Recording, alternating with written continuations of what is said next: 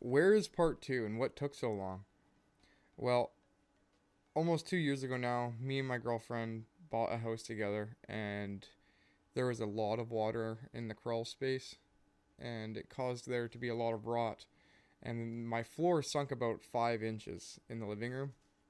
So me and my brother went under the house, and we took some bottle jacks and we started jacking up the house. And we just said, what are we doing here? There's so much rot under the house that we're going to rebuild the foundation just for it to rot out again. So instead we dug the entire perimeter of the house and installed perimeter drains. And since then I haven't stopped working on the house. So that's where I've been. So that's what took so long. So how is my Prelude?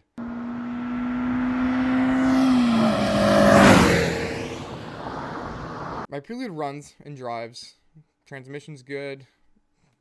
I mean, it's got power. However, gasket failed on my Prelude, and I lost oil pressure for about a minute, more give or take. And I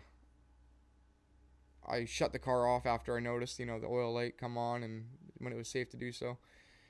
And upon further inspection, I took a bore scope and I put it into my Prelude, and I noticed there's scratches on the cylinder wall. Still runs and drives just fine. I could probably drive it for quite a long time like this. However, I have to constantly top it up with oil, just like every other fucking Honda. Just kidding. It burns oil too. It's kind of embarrassing, I drive around town leaving big clouds of fucking oil smoke behind me, and that's not cool. That's not what I wanted out of this car.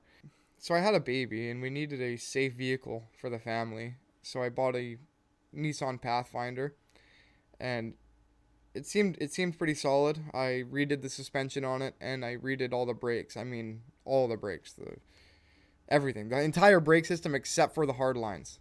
And then the engine died on that as well.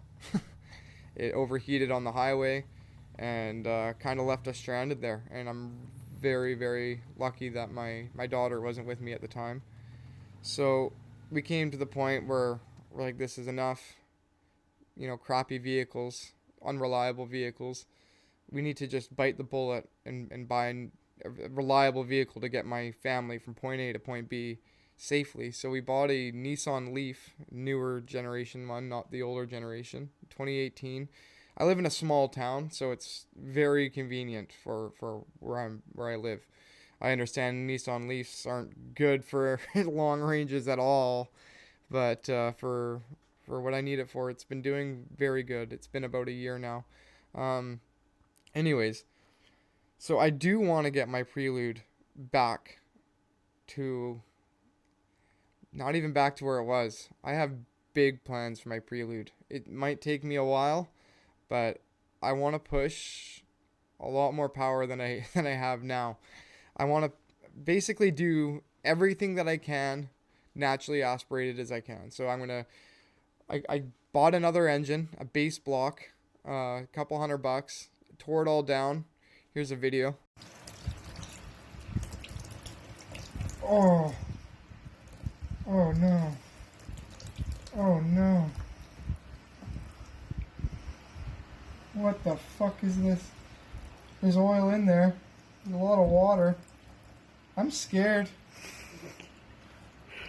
This was supposed to be my good engine to rebuild, and there's water in here, a lot of it. Oh, we finally reached the oil. This better be on tight. Okay. So I want to push as much power naturally aspirated as possible. That being said, I have 3 cylinder heads for an H22, so I'm going to port those out as much as possible. I also have 2 intake manifolds. I would like to port those out as much as possible.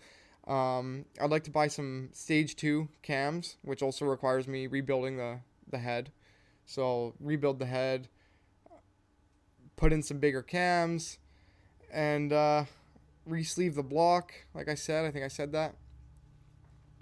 So I don't know, wishful thinking. I'm just thinking after all these, every single naturally aspirated mod I can make, plus a tune, I'm wondering if it's realistic to make 300 horsepower. It might be wishful thinking. That's my goal. It's pushing around 200 now, so some people have told me that your first 100 horsepower is the easiest to get. So I wanted to address something. In the last video, I sounded kind of weird. Basically, what happened there was I thought it would be wise to write a script for the video.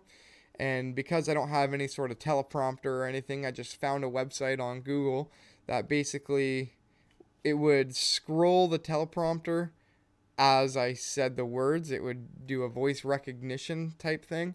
But there were some points where it would not quite recognize the word, and then I'd have to